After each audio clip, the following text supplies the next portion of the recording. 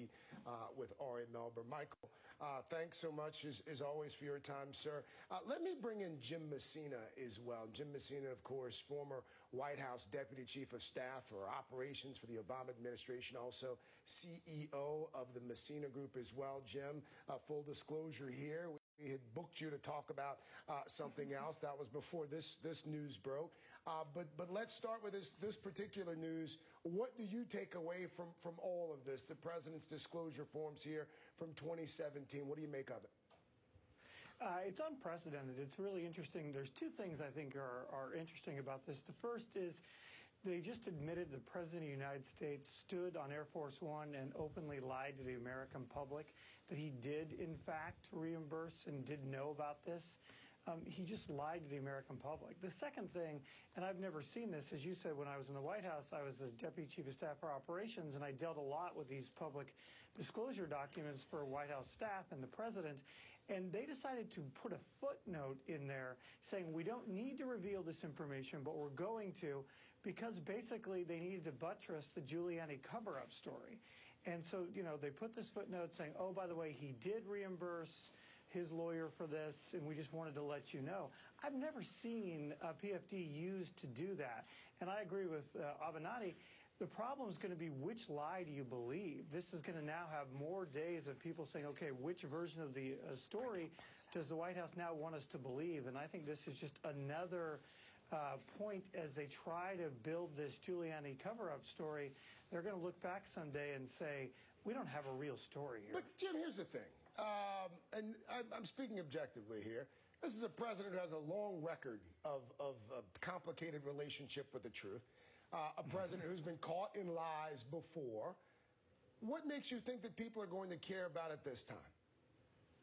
Look, polls and all those things are trailing indicators. I saw the voters you talked to, and some of them were interested and some of them weren't. You could say the exact same thing about Watergate until the very end here.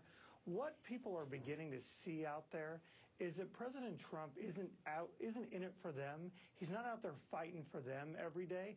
He's spending his time tweeting and trying to do cover-ups and going crazy on people. And the American public is starting to believe the truth, which is Donald Trump is not in this for them. And that's going to be the long-term damage. And, you know, people look at this and this is going to start to add up, lie after lie after lie. And, you know, we have investigated. Again, for folks who might just be joining us, President Trump reporting this apparent payment through his personal attorney. This letter from Rod Rosenstein, the Deputy Attorney General, what exactly does this letter certify? What that letter certifies is it says that this disclosure is proper. They are meeting the requirements to report this payment to Michael Cohen as determined by the Office of Government Ethics. And it's kind of a good housekeeping seal of approval. It says that what happens next. All right. Ben Popkin, thank you. Jim Messina, thanks as always. And Michael Avenatti, thank you as well. We will be right back. It's time now for your business of the week. It started with 4 friends who all had a massive sweet tooth and a stand at a holiday market in New York City. Today, Whoops is the largest macaroon company in the nation.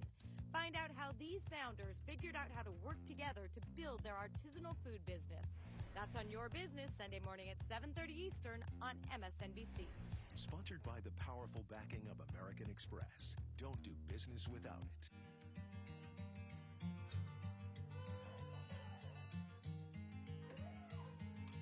Don't juggle your home life and work life without it. And don't forget who you're really working for without it. Funding to help grow your business. Another way we have your back. The powerful backing of American Express.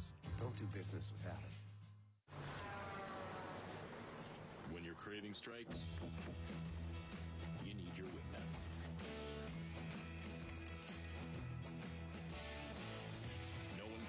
Satisfy a craving quite like your window. With the Home Advisor app, it's easy and free to find home pros for any project. From a simple repair to a major remodel. Tell them what you need and get connected to top-rated local pros. Start your next project with HomeAdvisor. No matter how much you clean, does your house still smell stuffy? That's because your home is filled with soft surfaces that trap odors and release them back into the room. So try Febreze Fabric Refresher.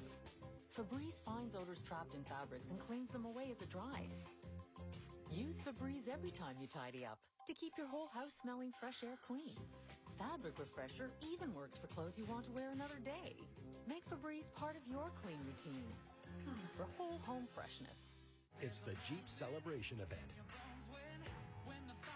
Hurry in to celebrate the reimagined 2019 Jeep Cherokee. Wherever your imagination takes you, the Jeep Cherokee was made to get you there with state-of-the-art technology and impressive fuel economy. Hurry in now and for a limited time get an additional $500 bonus cash on select 2018 models at the Jeep Celebration event. Or get 0% APR financing for 60 months plus $1,000 bonus cash on 2018 Jeep Cherokee models.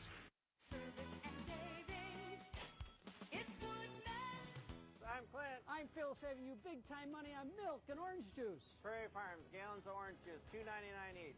And Prairie Farms, half gallons of milk, just 99 cents each. Ay, caramba, what hot price! It even includes chocolate.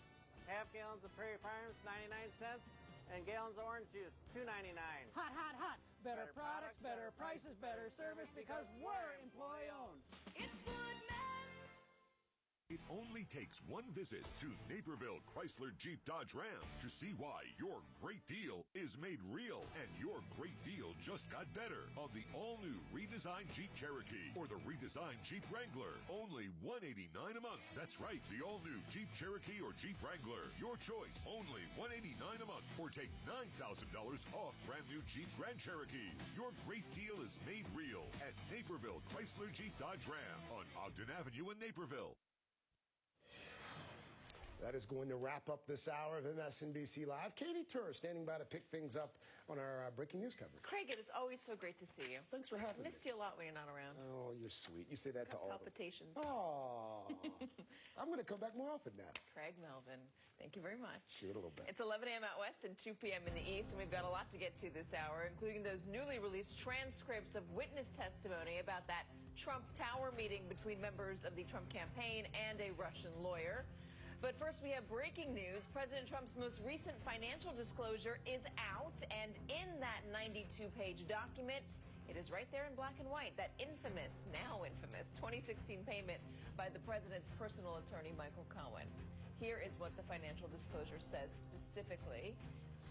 I'm sorry you're looking at this picture. It's not the financial disclosure, but we're going to keep going. In the interest of transparency, while not required to be disclosed as reportable liabilities on Part 8, in 2016, expenses were incurred by one of Donald J. Trump's attorneys. Michael Cohen paid a $130,000 settlement to the adult film star Stormy Daniels, who claimed she had an affair with Donald Trump.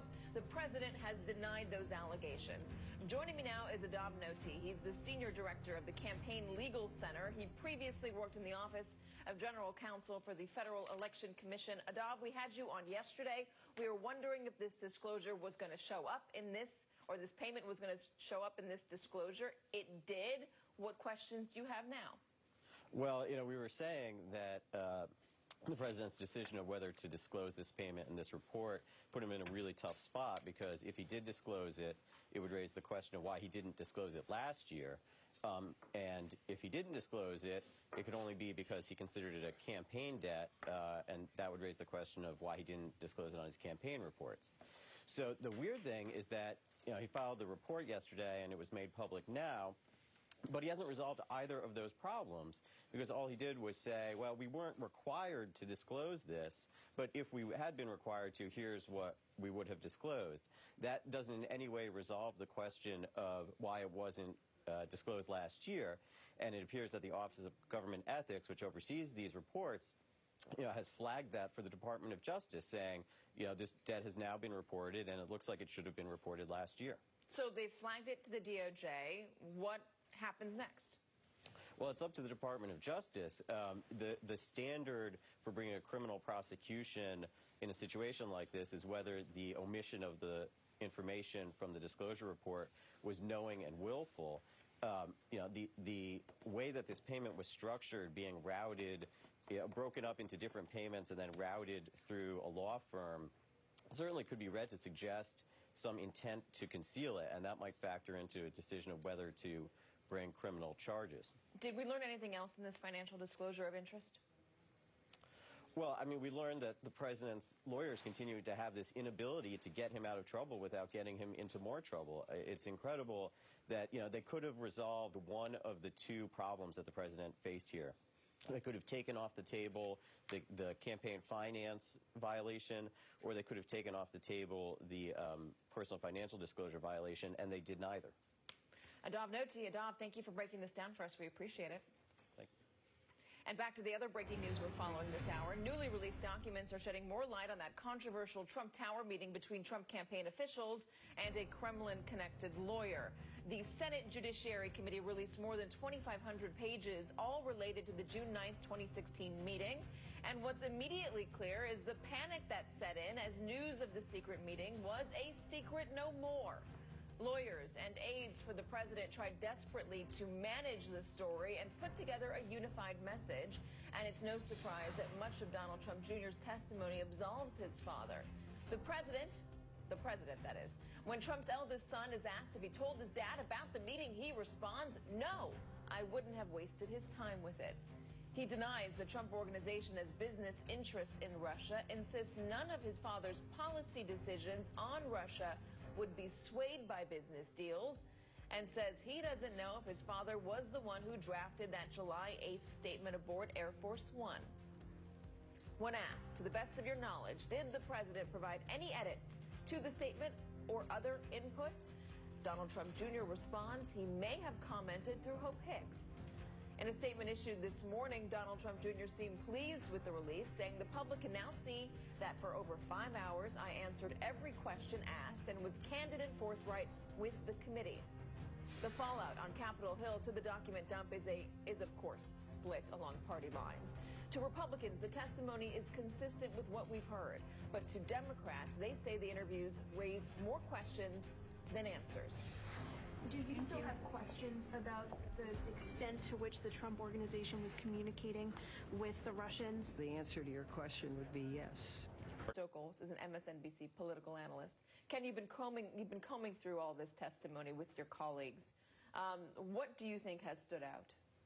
Good afternoon, Katie. Well, look, the big thing that stood out is that Donald Trump Jr. is locked into a story now. He's saying definitively that he never discussed this meeting with his father, either before or after, despite a call to a blocked number both before and after that Democrats suspect was then-candidate Donald Trump. And potentially Robert Mueller will get to find the answer to that question. But for right now, Donald Trump Jr. is saying his dad had no prior knowledge of this meeting, and he only learned about it through the news media. I think the other picture that's being filled in is just how brazen this was, just how directly Donald Trump Jr. thought he was getting incriminating information from these Russians about Hillary Clinton. According to one participant, he began the meeting saying simply, I understand you have some information for us. And at another point, when the meeting was rambling along, he got right to the point and said, what have you got on Hillary? And then the testimony was that he was very disappointed to learn that there really wasn't any significant derogatory information about Hillary Clinton. And the third takeaway, Katie, is that this Russian oligarch, Agas Agalarov, who is very close to Putin, we're learning from this testimony that he was really pushing this meeting. Even when some of his employees were telling him it might be a bad idea, he really wanted this to happen. And we also learn or confirm that he tried to broker 2 meetings between Donald Trump and Vladimir Putin, one in 2013 at the Miss Universe pageant and again in 2015. Those meetings didn't happen, but it's curious that this man, who is a billionaire and is so close to Vladimir Putin, is pushing this relationship between Russia and Donald Trump. Ken, what do you see being raised by the special counsel after we've learning this from this Senate testimony? Do you think that they have all this information? Do they potentially have more? Oh, absolutely. I mean, it's one of the great mysteries. What does Mueller have? But clearly, for example, he's got the ability to find out if there's a blocked number, who controlled that number. He's also going to get into the big question that this meeting raised was it showed that the Trump team was willing to accept help from the Russian government. They thought it was coming from the Russian government, incriminating information about Hillary Clinton. So the question of the whole investigation is, what else? What other meetings did they have? What other potential help did they accept? We know that a campaign aide named George Papadopoulos was approached with an offer of emails, hacked emails. What we don't know is who did Papadopoulos communicate that offer to, who in the Trump campaign knew, what other contacts there were with Russians. but we don't know it, but Robert Mueller is developing a picture of that evidence, Katie. So Don Jr. was also asked, do you know if any of the following people made any effort? If you actually are innocent, and when you don't go in front of people and say you can't recall all these things over and over again, if you're actually telling the truth. You do not go and scramble and call other attorneys who were involved in the meeting and people who were involved in trying to get your story straight before you go and testify. There are a lot of damaging things that came out in these documents from the Senate committee here, and it just, we were all in the campaign. We can all recall just how frenetic it was, you know, how they were just kind of going from one moment to the next, triaging the situation, not really thinking about the repercussions, not thinking long-term, and certainly in this situation when this information, this overture was made to them and they said, hey, we might have some information for you that could be helpful about Hillary, even when they believed that this was coming from the Russian government, they did not step back and think, maybe we should call the FBI and let them know that a foreign government could be attempting to That question was asked as well by senators when you had this meeting and they were offering dirt on Hillary Clinton. Did you at any point think that maybe you should go to the federal authorities and alert them to it? Don Jr. said, I would have if something had come out of it, but nothing came out of it, and so I didn't think it was a very big deal. Right. So many records of phone calls and conversations and emails, communications from the 26th floor of Trump Tower, that one call was never made. The call to alert the authorities. This is an outside influence. This is a foreign power attempting to influence this election, attempting to give dirt, campaign dirt, incriminating materials about your opponent. And that call never gets made. And yes, the excuse from the campaign is that we're so ad hoc, things were flying day by day. We don't have the resources or the organization to do that. Or in this case, well, we didn't get anything incriminating, so therefore no harm, no foul. We don't need to do it. But that's a pretty low bar to clear, to be able to say, look, hey, we didn't accept anything, but this happened. This is a national security threat, potentially, and they never did that. And the perception there, the appearance is there. It's very troubling. And it makes you wonder if anything else happened after that in order to get information that was dangled in front of them. The other thing I found interesting was Don Jr. said he had no idea whether or not his father was involved in crafting the statement, John. Right. Bring us back to that moment in time and tell us what we know from our reporting about whether the president was involved in crafting that statement aboard Air Force One. Right. So the moment came as this being back on Air Force One as this story was about to blow up.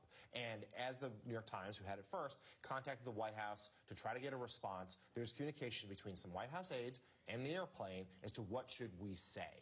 And Donald Trump, according to our reporting, had a hand in that.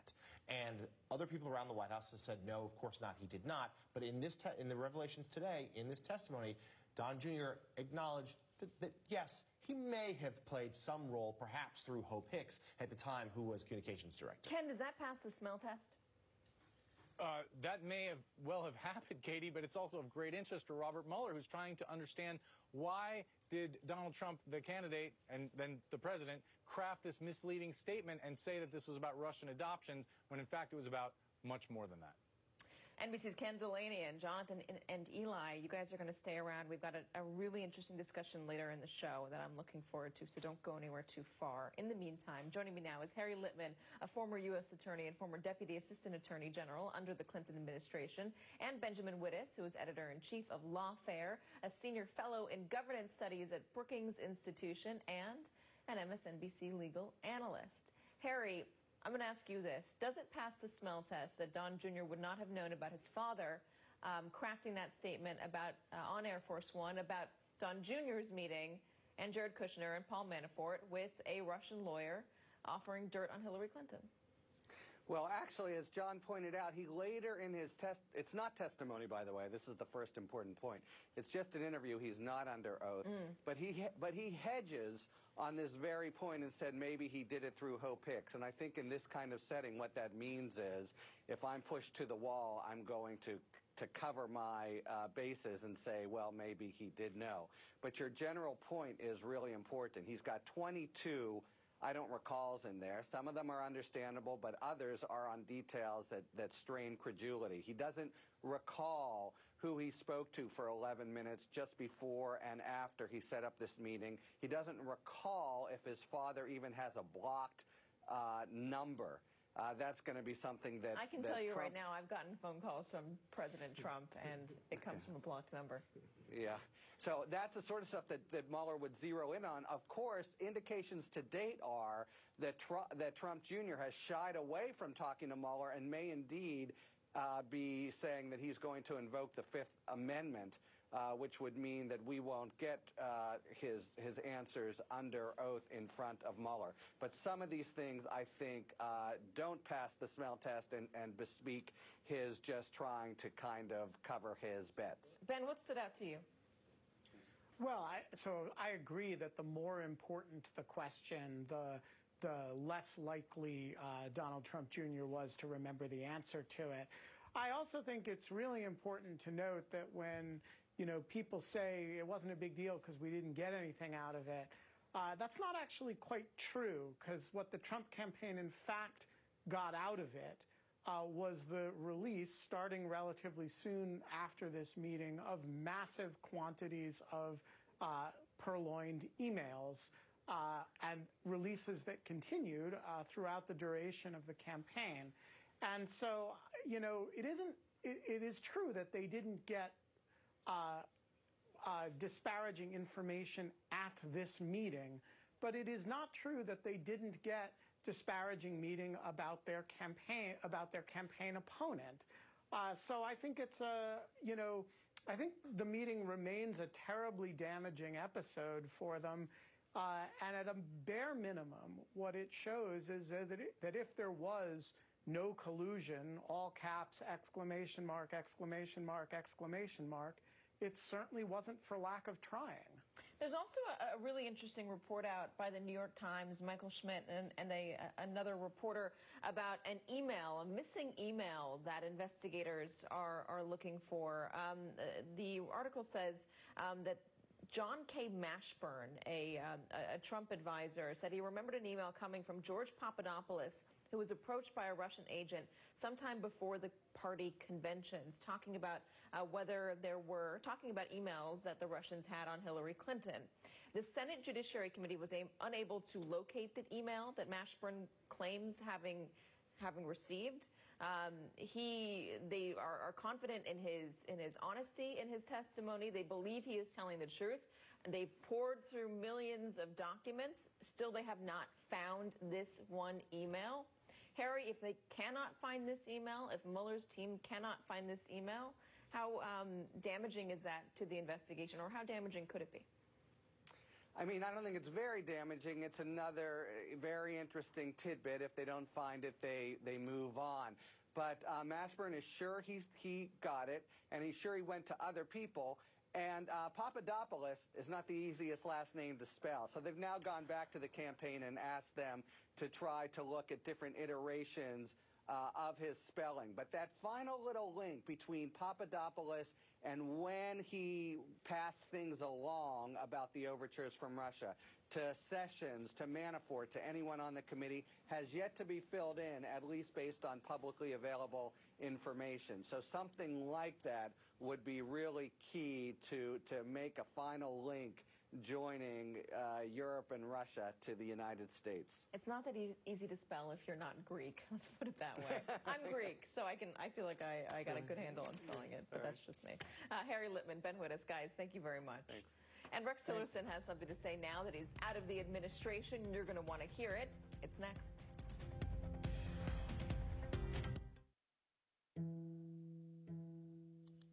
We came here for the friends. And we got to know the friends of our friends. Then our old friends from middle school, our mom, our ex, and our boss joined forces to wish us happy birthday. And we discovered our uncle used to play in a band, and realized he was young once too. And we found others just like us. And just like that, we felt a little less alone. But then something happened. We had to deal with spam, clickbait, fake news, and data misuse. That's going to change. From now on, Facebook will do more to keep you safe and protect your privacy, so we can all get back to what made Facebook good in the first place. Friends. Because when this place does what it was built for, then we all get a little closer. Stop fearing your alarm clock with new ZzzQuil Pure Z's, a drug-free blend of botanicals with melatonin that supports your natural sleep cycle, so you can seize the morning. New ZzzQuil Pure Z's. Since we retired, we're on the go now more than ever. But that hasn't left us much time to maintain our home. So now we're not chasing home projects. Not anymore. Just our grandkids. Mm-hmm. Go to HomeAdvisor.com or download the free app. You've tried moisturizer after moisturizer, but one blows them all out of the water. Hydro Boost from Neutrogena, with hyaluronic acid to plump skin cells so it bounces back. Neutrogena. Mom, Dad, can we talk? Sure. What's up, son? I can't be your IT guy anymore. What? You guys have Xfinity. You can do this. What's a good Wi-Fi password, Mom? You still have to visit us. I will. No, make that the password. You still have to visit us. That's a good one. Download the Xfinity My Account app and set a password you can easily remember. One more way Comcast is working to fit into your life, not the other way around. We know the feeling. The day you pick up your new car is a big day. The entire experience has been so easy. I searched Webb's inventory online, and then Mike helped me find the perfect car for me. And the relationship's just begun. You can expect A-plus service from our team for the lifetime of your car. See how Webb Chevy in Plainfield treats you like family by helping you get the vehicle you want at a payment you'll love. Visit Webb Chevy on Route 30 near 55 in Plainfield or online at webbchevyplainfield.com today. America's leadership in the world came to us because of our own strength. Free elections, a free press. The essence of free communication must be that our failures as well as our successes will be broadcast around the world. When people are given the chance, they inevitably will choose a free press. Gives voice to the voiceless, exposes injustice. I consider the media to be indispensable to democracy.